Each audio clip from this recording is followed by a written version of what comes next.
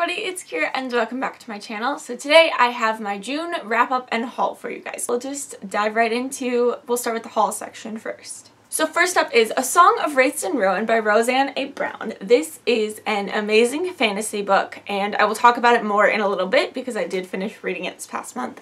I bought it as part of my Blackout Tuesday. I don't know if you want to call it like activism because I feel like that's not a great term to use for what it was, but I did buy a couple of books by Black authors to make sure that I'm showing support. But also this is a fantasy book, so I was really interested in it anyways, and like this cover is incredible and I love it so much. So I will talk more about this in a little bit, but yeah, this was an amazing book. The next book I got is A Song Below Water by Bethany C. Morrow. Funny thing about this, I accidentally ordered 2 copies. So this was also part of my Blackout Tuesday thing. Oh, that was the other thing, is I bought both of those books, and they both have a song in them, which is also kind of funny.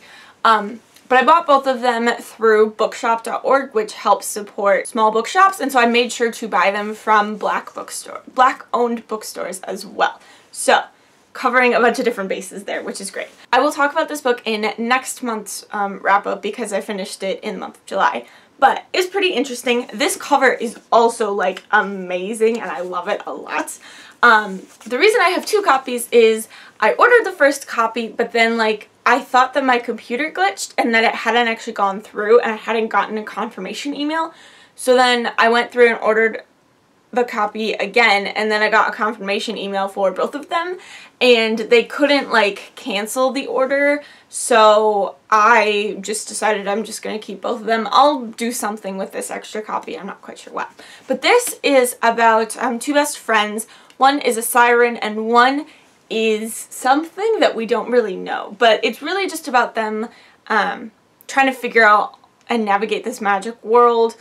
It's not a magic world, it's magic within our world. And yeah, it's really good. So I will talk about it more in depth next month. And then the last book I got is Just Mercy by Bryan Stevenson. This I actually won in a giveaway on Twitter, so that was really exciting. And I watched the movie version of this and fell in love with it. I mean, the movie version killed me. I sobbed so hard, but it was really, really good. And I'm very excited to actually read the real life story of it. So if you don't know, Bryan Stevenson created the Equal Justice Initiative, which is a nonprofit organization that works specifically with people on death row, among others. And they work to help get wrongly convicted people out of prison or out of death row. So I'm very excited to get to read more about their cases and how they've done what they've done. And so I'm very excited to read this. Alrighty, so those were all the books that I got in the last month. So now let's talk about the books that I read. And I started off the month with an audiobook, and that was Poet X by Elizabeth Acevedo. This I read 2 summers ago for the first time, and I read it in a physical form and really loved it. And so I knew that the author did the audiobook, and so I randomly was like looking for an audiobook to listen to, and I was like, I should read the Poet X. So I did, and it was amazing. This is a book told in verse, and so because of that, like Elizabeth Acevedo, because she's the one who wrote it, she knows how it's supposed to sound. So listening to it in audiobook format was really cool, just to hear like how each of the poems were supposed to sound, and like each of this, I don't know if they're chapters or poems, but how each one was supposed to sound. So if you don't know, this is a book about a girl named Xiomara, and it's kind of her discovering poetry and like learning how to kind of become her own person in high school, and just dealing with her struggles with religion and her parents and falling in love for the first time and all of these things, and really discovering poetry as like her voice and her ability to like share what she's feeling. And so that was like really cool, and I really enjoyed listening to the audiobook version. So both physical and audiobook are great options to read this book, and it's so good, and I highly encourage you all to read it. Next up, I read Between the World and Me by Ta-Nehisi Coates. Now this was the first book that came in for me from the library of a couple different ones that I put on hold. So because of the Black Lives Matter movement being a really big thing on social media as well as in real life, but a lot of people were sharing different book lists and different important and impactful books. So I literally made a list that is 3 pages long, writing down all sorts of different titles, both fiction and nonfiction. So I put a couple of them on hold at the library, and this was the first one that came in, so I was able to read it. This is just it's a nonfiction book, and it's 3 letters that the author has written to his son. Came out in 2015, so it's a couple years old, but everything still rings very true to this day. And I started a notebook with like different learnings that I'm finding and like different things that are impactful for me, learning more about systemic racism and just anything to do with that in general in the Black Lives Matter movement. And I literally filled like 3 pages of quotes from that book because it's a really, really good book. So there isn't really any language in it either, if that's a struggle, like if that's a worry for you. So that was really cool. But it's literally just the author going through kind of his life and just talking about how he views the world to his son, kind of going through like him growing up in Baltimore and just like how he views the world, and then how it kind of changes when he goes to college, but then like there are lots of things that stay the same, and then like having a son and watching other people's children play in the streets and stuff. I don't know. He talked a lot about the black body and like ownership of the black body, and I thought it was such an interesting idea. I mean, okay, you have to forgive my phrasing because I haven't like thought through how to like say all of this, but I really enjoyed the stuff that he talked about with the black body and ownership, because it was something that I hadn't thought about before, and it was like really impactful for me, knowing how like I carry myself very differently because I don't have the very concrete worries that many, like all black people have in America, even when like just walking down the sidewalks or whatever.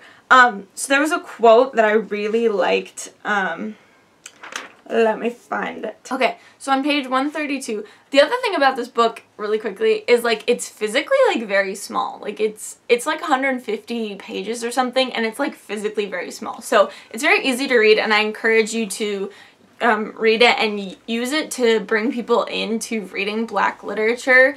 I feel like this is a good like entry level, that sounds wrong too, but like a good way to start to enter into a conversation about it. But on page 132, he wrote, "Black life is cheap, but in America, black bodies are a natural resource of incomparable value." And I was just like, whoa, like that's so crazy.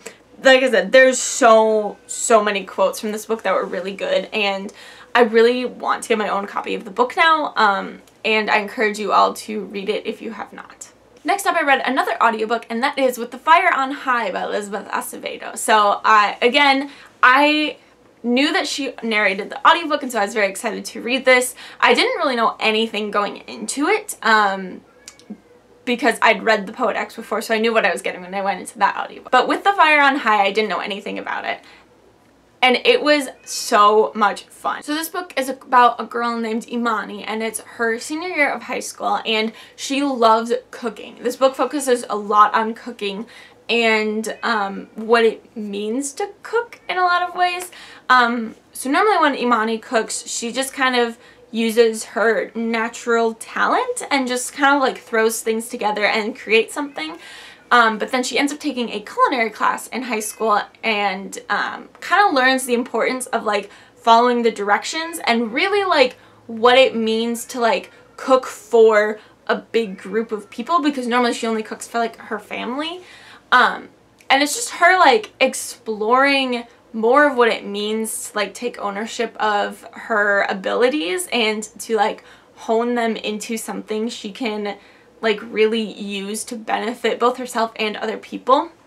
The really cool thing about this book is Imani is a teenage mother, so she has a young daughter named Emma, and she calls her baby girl throughout the entire book, and it's super cute. But she is not with her baby's daddy anymore, but he's still like a part of the book, and so it's kind of her struggling to like figure out what life is gonna look like for her and her daughter after she graduates high school, and like navigating that weird relationship and then possibly starting a relationship with a new boy. There's like a whole bunch of things, but my cat is so desperate to get in here and I'm so sorry. It was really cool to read about a teenage mother because I don't know that I've read about that before. And I mean, it's something that happens and I don't see why we can't have more like literature including that. So yeah, it was a really cool book. Again, Elizabeth Acevedo wrote it, so she knows how this is supposed to be read, because again, it's written in verse, and so it's really fun listening to her just like read through these poems. There's also one poem near the end of the book that you could read it two different ways, where you could read it like left to right, or you could read it top to bottom, and so she actually reads it both ways, which is really cool. And it was a really neat experience. So again, highly recommend this book. It's really good. Next up, I finished my Percy Jackson reread with The Battle of the Labyrinth and The Last Olympian, which my sister has my copy of. These two I think are my favorite of the books. I'm not sure which one is like actually my favorite. I think Last Olympian is my favorite, but I love Battle of the Labyrinth so much. So I talked about last month, in the end of the third book, we really get Percy starting to like mature and like turn a corner, and he has this prophecy hanging over him, but he kind of like takes ownership of it.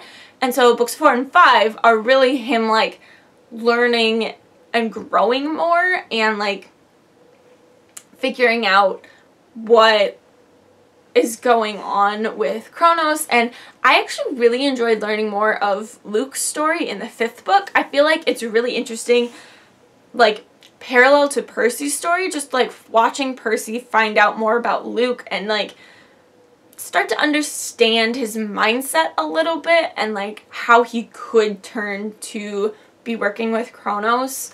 But then Percy's like determination to not do that.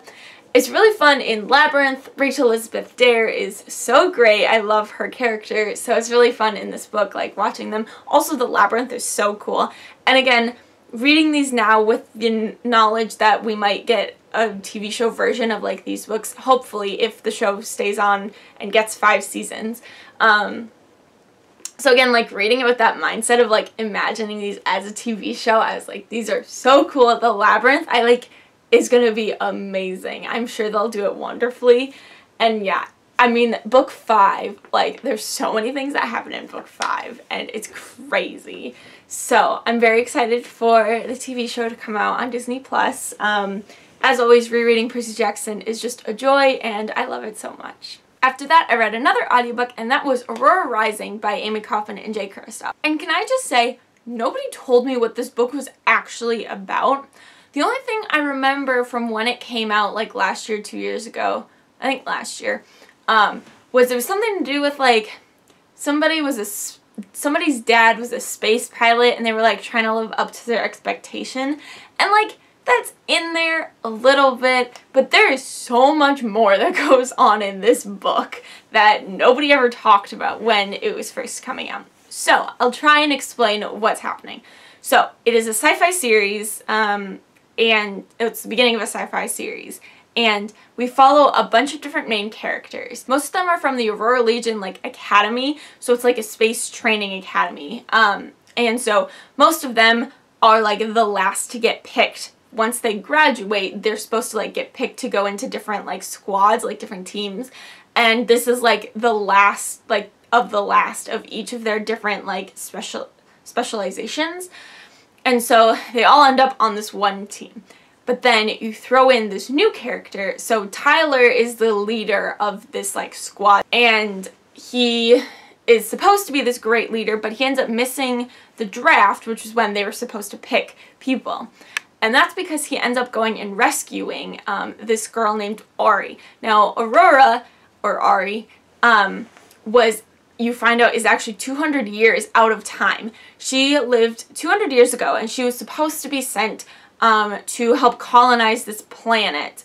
And so she was in cryosleep, but then something happened to her ship, and so she never made it there, and she stayed in cryosleep until Tyler ends up finding her ship and rescuing her, and she's the only one that survives. And you find out there's something weird about Aurora that happened within those 200 years, and you start to like see this like weird power happening around them. And so the book follows this crew. Aurora ends up like stowing away with the rest of the crew, and they think they're going to just do like this like supply run, this like really simple task, and they're all like, come on, this is our first job out of the Legion, like this is what we're getting. But it ends up turning into way more than you think it's going to, and they end up on the run, and it's so good. They have different narrators for the audiobook like they do for most Amy Kaufman and J. Kristoff books, which is so much fun.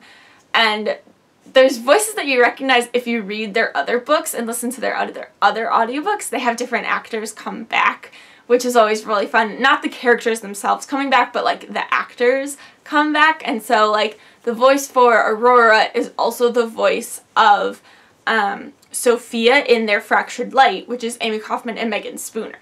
So it's just really fun seeing them all like come back together.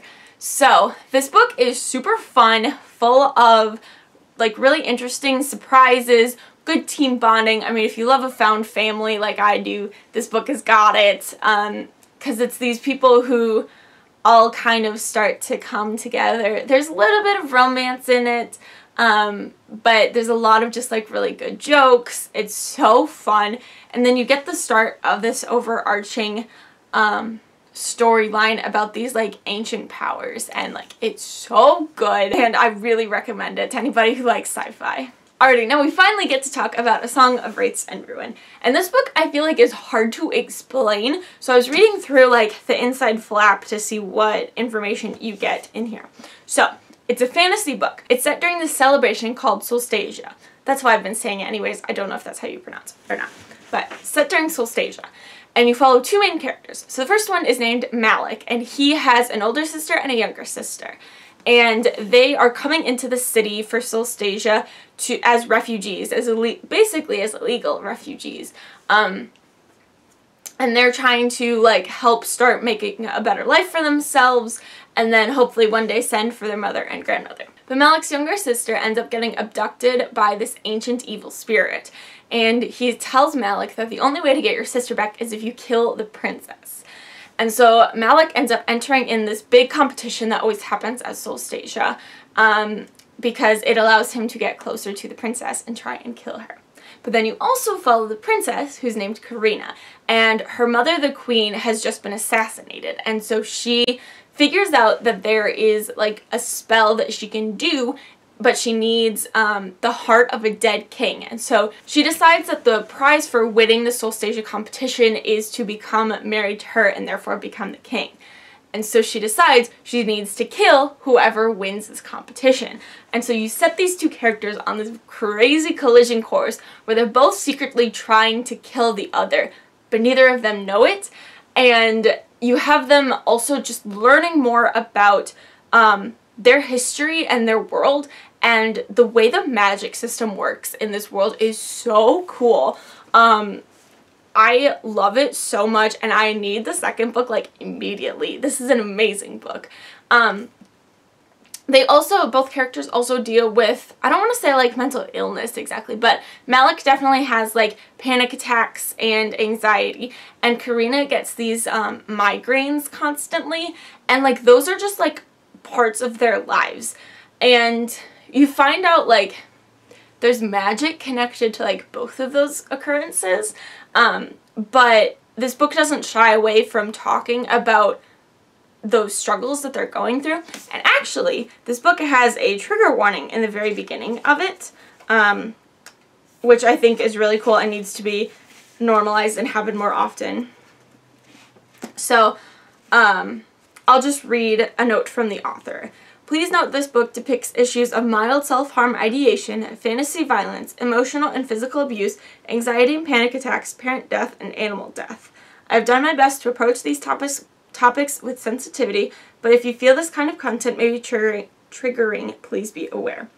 So I think that's really important to include in all kinds of books, so it's really cool to see it in a fantasy book, because I feel like I've only heard about it being done in like contemporary books. So it's really cool to see it in a fantasy book, and I think needs to happen more often. But anyways, this book is just so incredible. It ends on a really cool cliffhanger that, like, I need to know what's going to happen next. It kind of reminds me a little bit of, like, The City of Brass, and the way that book ends, like the first book. The second book's cliffhanger is much worse, but the way the first book ends on like a weird cliffhanger where it's like, okay, if there wasn't another book, I would just like deal with it, but I really need to know what happens next. So I'm really excited to find out what happens in the next book, and this is a fantastic, amazing book, and I encourage you all to go read it. It's incredible. Alrighty, and my last book that I read in the month of June, speaking of cliffhangers, was Aurora Burning by Amy Kaufman and Jay Kristoff. So, I read the audiobook of the first book, but then I managed to get my hands on the physical copy of the second book from the library. The audiobook is still on hold for me and probably will be for a while, which is okay. But, can I just say, cliffhanger endings like that, like this book, are not okay. Like, who? What? That's not okay. It ends, I mean, I'm not going to say because it's a spoiler, but like the way this book ends, and now I have to wait like a year for the next book to come out, so not okay. Anyways, this book is really fun. We add in a new character, which I think was so interesting. We learn more about Cal and his backstory, and we explore more of Aurora's story. And a lot of them end up separated at this one point, and oh my goodness, I like can't say anything else because spoilers, but like it was really good. Also, there was one twist that I did see coming, but there was another twist near the end of the book that I did not see coming at all. I thought that was such an interesting twist. And yeah, the way this book ends like destroyed me, and I don't understand, and I need the next book right now. So, I mean, I would say go and read this series, but also I wouldn't mind if you waited till the next book comes out because this cliffhanger ending is the worst. I didn't know you could end a book this way, but they did. So, who knows? We just have to wait and see for the next book. So yeah, those are all the books that I either bought, received, or read in the last month. Comment down below, let me know what you guys read in the last month. Or if you've read any of these books and want to chat, I'd love to talk about any of them in the comments below. They're all really good. I really loved all the books that I read this month, which was really nice. So yeah, I think that's it for this video. So thank you guys so much for watching. I hope you enjoyed. If you want to follow me on social media, all my links will be in the description as always. Thanks again for watching, and I'll see you next time. Bye!